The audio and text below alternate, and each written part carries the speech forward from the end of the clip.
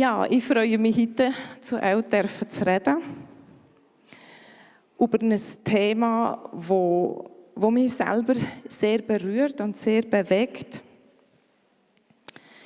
Ich sage zuerst das Thema, das wäre gescheiter. Ich will reden über Jesus Nachfolge in Familie oder in Familie.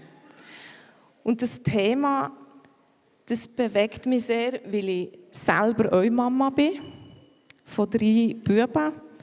Wir haben einen 13, einen 11 und einen 9-jährigen Bub. Und mit meinem Mann, dem Christian, zusammen, der moderiert, bewegend ist ganz viele Fragen dazu.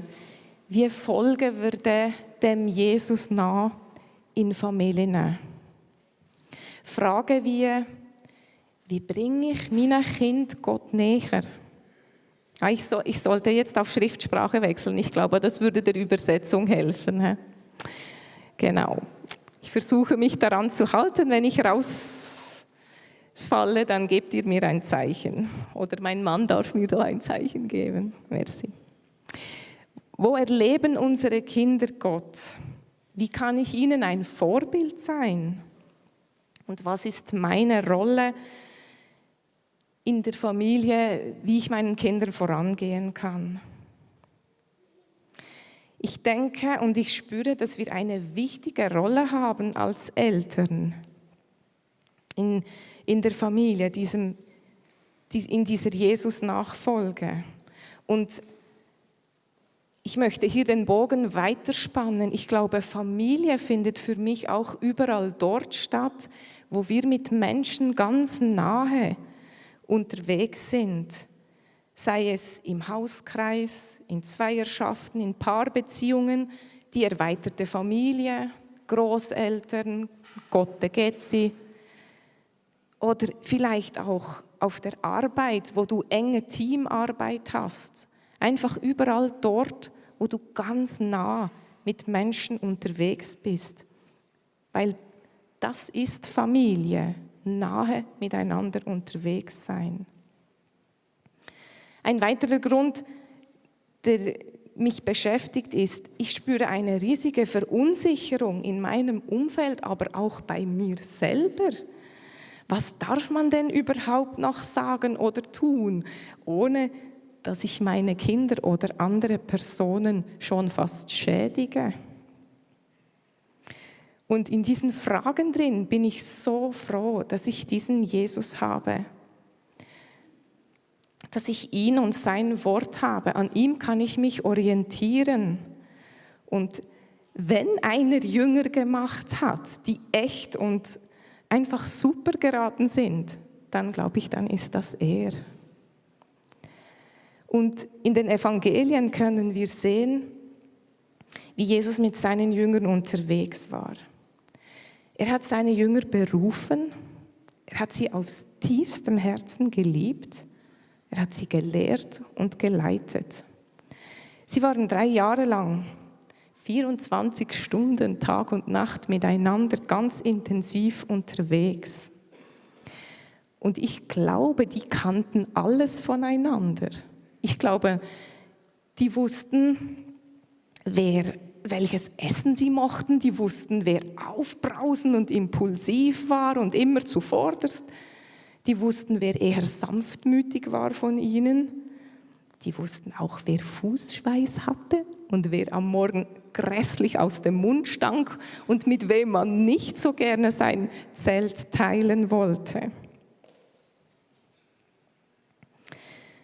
Das ist eben Familie, aus nächster Nähe miteinander unterwegs sein. Und ich glaube, das hat wirklich dort mit den Jüngern und mit Jesus zusammen einfach stattgefunden. Also wie hat Jesus jetzt diese Jünger geführt? In Markus 1, Vers 16 bis 18 lesen wir: Eines Tages, als Jesus am Ufer des Sees Genezareth entlang ging, sah er Simon, der später Petrus hieß, und seinen Bruder Andreas.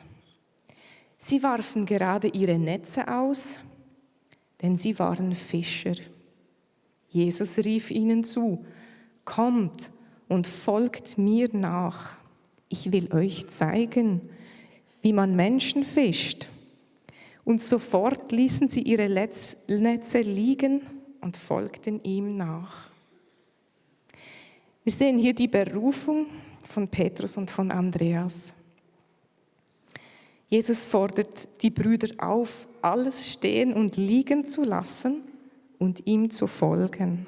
Und das tun die beiden auf der Stelle. Und das stellt mir richtig die Haare auf, auch noch wenn ich jetzt daran denke. Die haben einfach lassen die Netze fallen und sie wissen, sie müssen diesem Jesus nachfolgen.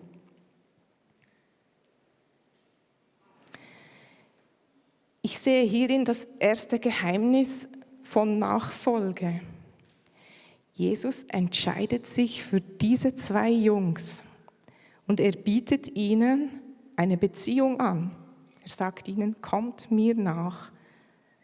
Und die Jünger entscheiden sich für ihn. Es braucht diese Entscheidung, dass Nachfolge beginnen kann.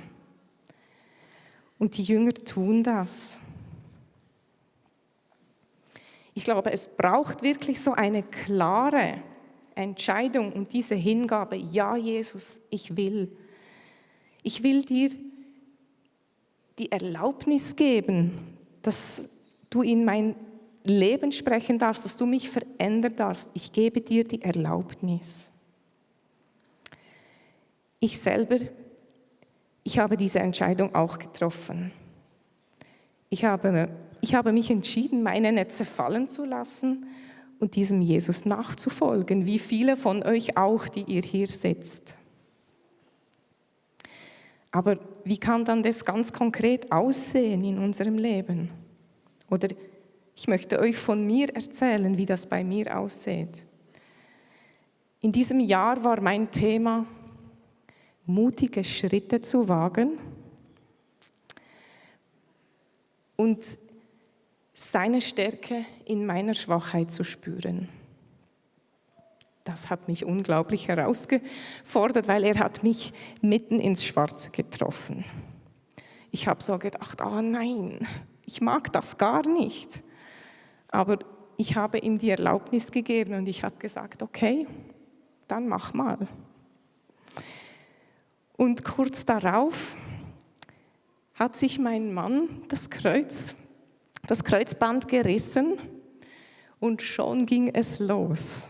Er war so richtig lahmgelegt, im wahrsten Sinne des Wortes konnte er viele Dinge nicht mehr tun, die er vorher machte. Und ich musste einfach in Dinge hineinstehen, die er sonst erledigt und die ich auch nicht so gerne mache. Und plötzlich musste ich einfach. Ein Beispiel ist zum Beispiel, ich fahre nicht so gerne mit dem Auto in der Stadt herum, weil ich einfach die Übung nicht mehr so habe und mich unsicher fühle. Christian macht das sonst immer, aber jetzt konnte er einfach nicht. Und ich musste dann meinen Jüngsten, der so viele Eishockey-Trainings hat, zu diversen Hallen hinführen, die ich immer durch die Stadt musste. Und ich musste das einfach machen, es gab keinen Ausweg. Und so wurde ich immer sicherer wieder mit meinem Fahren. Ich musste dorthin und ich habe diese Hallen gefunden und ich war am Ende so richtig stolz, dass ich das geschafft habe. Auch wenn ich am Anfang fast in die Hose gemacht habe, mich zu diesen Hallen hinzubewegen. Das können einige vielleicht nicht nachvollziehen, aber für mich war das schon ein mutiger Schritt. Dann kam das Nächste. Wir haben uns als Familie angemeldet für den Spanien-Einsatz. Wir wollten dorthin, aber als ganze Familie, das ist eine, ich glaube, 10 Stunden Autofahrt, ungefähr. Und dann auch vor Ort mit meinen 3 wilden Jungs alleine, für sie zuständig und alles. Und ich habe gedacht, niemals im Leben mache ich das. Nein, Jesus, nein. Ein klares Nein. Und ja, plötzlich merkte ich, wie er es einfach nicht losließ und immer wieder anstüpfte. Katja, mach, ich will, ich traue dir das zu. Übrigens, du bist besser geworden im Autofahren. Hast du gemerkt? Du kannst. Und ich dachte so, gut. Dann habe ich mich überwunden und ich habe begonnen zu suchen, wie kann ich das organisieren und so. Ich habe dann 4 junge Leute gesucht, die mit uns auf die Reise kamen, die mit uns das Auto teilen und wir konnten uns die Fahrt aufteilen. Diese 10-stündige Fahrt, die mir so auf dem Magen lag und wir waren vor Ort, wir hatten tolle Familien. Für meine Jungs und für mich war das eine Zeit, die wir nicht missen möchten, weil wir so viele tolle Erlebnisse gemacht haben. Und es war ein mutiger Schritt für mich, aber es ist einfach super gelaufen. Meine Jungs haben noch nie so wenig gestritten wie in dieser Woche. Es war wirklich unglaublich und als wir zurückkamen, haben sie alles nachgeholt. Aber diese Woche war unglaublich, wirklich. Oh, danke Gott, es war wirklich so gut. Und ja, dann kam das Nächste.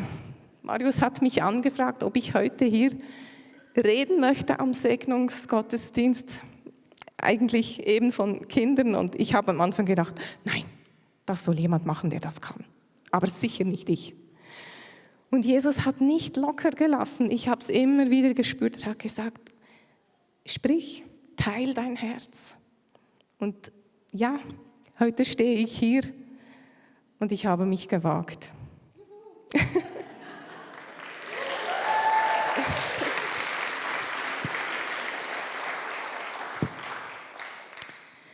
Ja, das war es bis jetzt und ich habe keine Ahnung, was er noch weiter für Pläne, für mutige Schritte für mich bereithält. Und ich bin gespannt, wie das Jahr noch weitergeht. Was kann das aber für dich oder für deine Familie bedeuten? Ich glaube, dort, wo du dieses Ja hast für ihn, dort, wo du deine Netze fallen lässt und sagst, ich folge dir nach, dort wirst du dich verändern, dort wird sich etwas bei dir verändern und du wirst Einfluss nehmen auf dein Umfeld, auf deine Kinder, auf deine Wege, auf deine Arbeitskollegen, einfach dort, wo du bist. Weil Gott dich verändert, wirst du auf andere Einfluss haben. Das heißt, was du trägst, das kannst du auch weitergeben. Und was sich in dir verändert, das wird weitergehen. Das Zweite, was ich bei Jesus beobachte, wie er Jünger nachzieht, bei seinem Jüngernachziehen ist, er lebt echte und authentische, nahbare Beziehungen mit ihnen. Markus 1, die Verse 29 bis 31. Nachdem Jesus und seine Jünger die Synagoge verlassen hatten, gingen sie zum Haus von Simon und Andreas. Auch Jakobus und Johannes kamen mit. Simons Schwiegermutter war krank und lag mit hohem Fieber im Bett. Sofort erzählten sie Jesus von ihr. Er trat an ihr Bett, nahm ihre Hand und half ihr, sich aufzusetzen. Da verschwand das Fieber und sie stand auf und machte ihnen etwas zu essen. Also noch am selben Tag, als Jesus die Jünger berufen hatte, geht er zu Petrus und Andreas nach Hause. Er will sehen, wie sie leben. Er lernt die Frau und Schwiegermutter von Petrus kennen, die Leute, mit denen er zusammenlebt. Er möchte sehen, wie die Brüder leben. Er möchte, ich sage immer, jede Familie hat doch ihren Stallgeruch. Nicht so, jeder hat ihre Art, wie sie miteinander umgehen, wie das Haus aussieht, wie es sogar riecht. Jede Familie riecht anders und Jesus wollte diesen Jüngern so nahe kommen. Er wollte sie wirklich kennenlernen. Sie aßen zusammen, sie hatten Gemeinschaft, sie tauschten sich aus. Jesus machte sich nahbar für Petrus und Andreas. Und dieses Authentische, dieses Echtsein von Jesus, das ist für mich ein weiterer Schlüssel in der Nachfolge Jesus. Wieso ist das so wichtig? Jesus hat es seinen Jüngern vorgelebt, echt und authentisch zu sein. In allem, was er tat, war er echt und wahr. Er macht sich nahbar für die zwei Fischerjungs. Und es ist ihm ganz egal, was sie für eine Bildung haben oder wie viel sie besitzen. Er möchte diesen zwei Jungs nah sein. Er heilt dann auch die Schwiegermutter und zeigt ihnen damit seine tiefe Liebe für sie. Für die Schwiegermutter, aber auch für Petrus und für Andreas. Ich bin auch so ein Fischer, so ein Einfacher. Ich würde sogar sagen, man kann dem sagen, wie ein Vödli-Burger, einfach ganz ein normaler Vödli-Burger. Eben, einfach so ein einfacher Fischer. Und ich liebe es, diesem echten, wahren Jesus nachzufolgen. Und ich wünsche mir aus tiefstem Herzen, dass ich mit meinen Kindern oder auch mit Menschen in meinem nahen Umfeld so nahbar und echt unterwegs sein kann, wie Jesus das vorgezeigt hat. Das heißt für mich, ich möchte meine Stärken und meine Schwächen mit ihnen teilen. Ich möchte davon erzählen, was Gott in mir bewegt oder was er am Heilen ist. Und ich wünsche mir, dass wir gegenseitig uns spiegeln dürfen, Schwieriges ansprechen können und füreinander einstehen, dort, wo es eben schwierig ist, oder uns zusammen freuen, dort, wo wir Schönes erleben. Als Mutter erlebe ich, dass Dinge, die ich von meinen Söhnen einfach erwarte und die ich einfach so oder fordere von ihnen, dass das oft mal einfach abprallt und nicht auf fruchtbaren Boden fällt. Was ich aber sehe, ist, dass sie mich nachahmen, Christian und mich. Ich sehe unsere guten und unsere schlechten Seiten, die sie nachahmen. Eben beides. Und ich denke, das hast du sicher auch schon beobachtet, dass du selber dich manchmal verhältst, wie deine Eltern sich verhalten haben oder deine Kinder sich verhalten, wie du dich verhältst.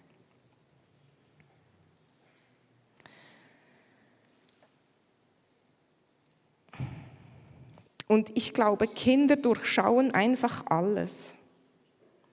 Sie spüren, ob du echt oder wahr bist. Sie spüren, was nur aufgesetzt ist oder was du einfach nur so willst, weil man es eben fordert.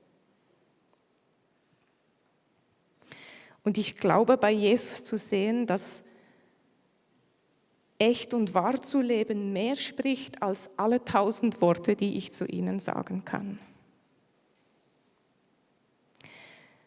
Und wie ich vorhin schon ein bisschen erwähnt habe, das würde für uns als Nachfolger bedeuten, meine Stärken und Schwächen zu teilen, um Vergebung zu bitten, wo ich mich einfach falsch verhalten habe, barmherzig zu sein, wo wir uns verletzt haben,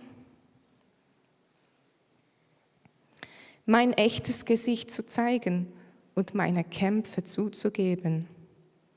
Erzählen, was mich freut und was mich quält. Mich nahbar machen für meine Kinder und für mein Umfeld.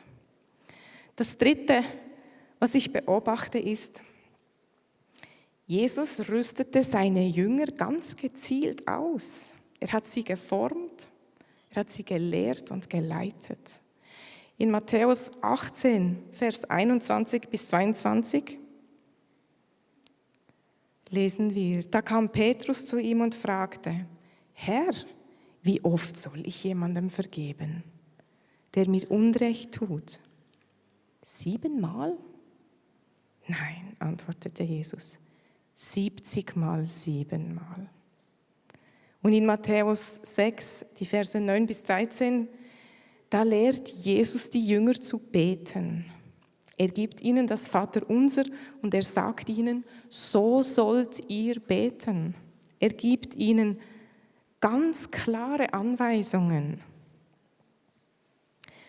Und ich glaube, da kommen wir in das Thema Werte hinein.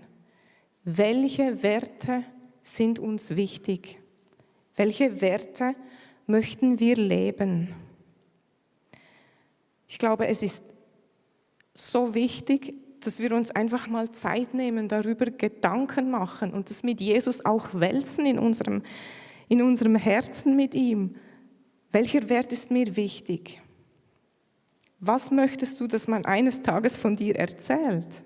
Und was sollen deine Kinder weitertragen? Ich glaube einfach zu merken, dass es wichtig ist, dass wir Eltern einfach klar vorausgehen mit Werten, die uns wichtig sind. Und ich möchte euch ermutigen, das einfach mal auch wie festzulegen, die Köpfe zusammenzustrecken, als Gruppe, als Zweierschaft, als Ehepaar, und das ganz klar mal zu formulieren, weil das gibt uns einfach Leitung und das hilft, wenn man weiß, wohin man laufen möchte. Wenn man eine Karte hat und einen Weg finden will, dann hilft es, wenn ich die Karte habe. Ich kann von uns selber noch so einen Wert weitergeben, den wir haben, und wir sind dort auf dem Weg. Wir suchen auch noch nach den Werten, die wir am meisten tragen, aber einer, der für uns ganz klar hervorsticht, ist: Wir möchten Zeit in unsere Ehe und in unsere Familie investieren. Das haben Christian und ich festgelegt und daran halten wir beide fest. Und mit diesem Wert gehen wir unseren Kindern klar voraus.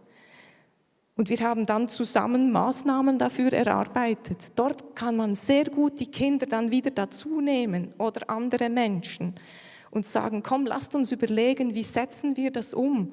Und Kinder sind so einfallsreich und kreativ und sie kommen dann mit vielen Vorschlägen, die wirklich toll sind. Und das kann man dann gemeinsam erarbeiten. Bei uns ist das eben: Wir nehmen uns Zeit, für einmal die Woche gehen wir spazieren, Christian und ich, und wir sprechen dann über Dinge, die uns beschäftigen. Oder wir gehen immer wieder Abendessen zusammen. Unsere Jungs sind mittlerweile so groß, dass wir sie auch mal gut eine Stunde alleine lassen können und können uns ein Abendessen gönnen. Dann gibt es die Stunde mit Papi, die wir wirklich so nennen. Und wir mussten das ganz gezielt so planen, dass das auch in der Agenda steht, und Christian macht das so zuverlässig und ich bin dir wahnsinnig dankbar dafür. Und die Jungs, die freuen sich auf diese Stunde. Sie dürfen eine Stunde mit ihrem Papi, jeder Bub alleine, alle 2 Wochen macht er das, eine Stunde mit ihm planen, ob sie zusammen essen gehen, ob sie etwas basteln zusammen, manchmal schauen sie einen Tierfilm zusammen, manchmal machen sie Sport, aber sie machen einfach eine Stunde lang und sie dürfen das allein mit Papi wählen, was sie machen möchten. Dass das einfach eine Qualitätszeit ist und ich sehe, dass das ihrer Beziehung einfach so gut tut. Ich mache das auch, diese Stunde, aber ich bin viel mehr zu Hause und ich kann das viel spontaner einplanen, darum habe ich dort mehr Freiraum, mir das so zu gestalten, wann es gerade günstig ist. Wir machen Abenteuerferien zusammen. Wir haben gemerkt, das tut uns gut, das schweißt uns zusammen und die Jungs lieben das. Wir nehmen die Zelte und dann gehen wir in die Berge und haben einen Beutel. Wir suchen nach Wasser, damit wir Wasser trinken können zum Reinigen, und wir übernachten bei Sturm und Regen. Und sie finden das unglaublich toll und es schweißt uns als Familie zusammen, solche Dinge zu erleben. Es tut uns gut und wir werden weiterhin in diesen Wert investieren, Zeit miteinander, intensive Zeit miteinander zu verbringen. Ja, zusammengefasst, wie können wir diesem Jesus folgen? Es braucht also diese klare Entscheidung, ja Jesus, ich will, ich sage ja und ich gebe dir auch die Erlaubnis, du darfst. Und dass wir so Einfluss nehmen können auf unser Umfeld. Das Zweite, authentische, echte Beziehungen mit anderen Menschen. Das zieht dich so richtig in Gottes Nähe hinein, weil es einfach echt und wahr ist. Und es sagt viel mehr aus, als du jemals in Worte fassen könntest.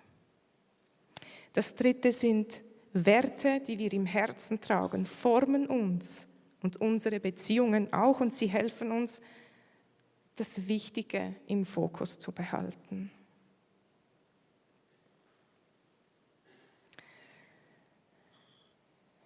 Vielleicht kannst du jetzt einfach am Schluss dir auch noch eine Zeit für Gedanken nehmen und dir überlegen, wo in dieser Nachfolge stehe ich? Was ist mein Punkt, der mich gerade am allermeisten herausfordert? Nimm dir doch noch einen Moment Zeit, darüber nachzudenken.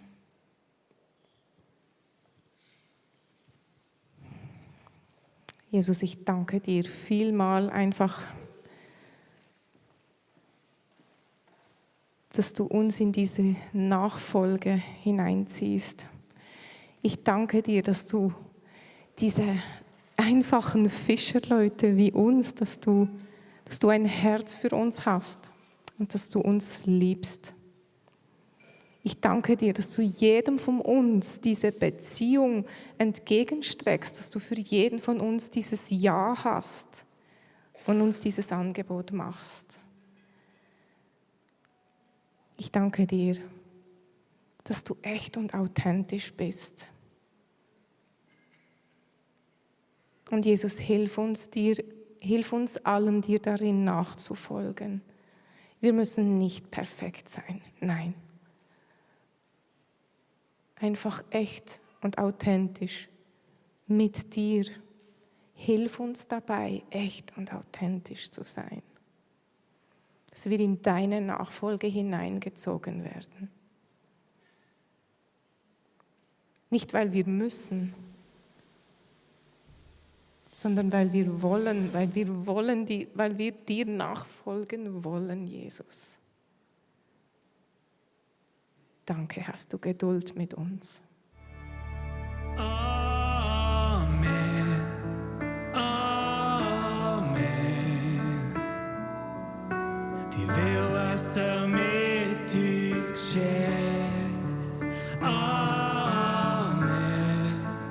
Amen. So wie du sagst, soll sein.